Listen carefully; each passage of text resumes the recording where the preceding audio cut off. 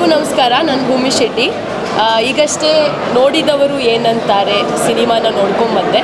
ನೋಡಿದವರು ಖಂಡಿತವಾಗ್ಲೂ ನನಗನ್ಸಿದ್ದು ಜೀವನಕ್ಕೆ ತುಂಬ ಹತ್ತಿರವಾಗುವಂಥ ಸಿನಿಮಾ.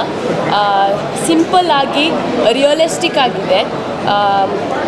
ತುಂಬ ಇಷ್ಟ ಆಗಿರೋದೇನು ಅಂತಂದರೆ ರೈಟಿಂಗ್. ಬರಹಗಾರರು ತುಂಬ ಚೆನ್ನಾಗಿ ಪ್ರತಿಯೊಂದು ಲೈನ್ಸ್ನ ಬರೆದಿದ್ದಾರೆ.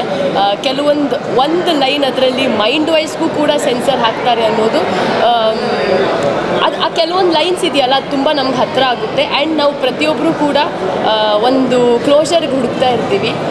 ಈ ಸಿನಿಮಾದಲ್ಲಿ ತುಂಬ ವಿಷಯಗಳನ್ನು ತುಂಬ ಚೆನ್ನಾಗಿ ಅಚ್ಚುಕಟ್ಟಾಗಿ ಹೇಳಿದ್ದಾರೆ.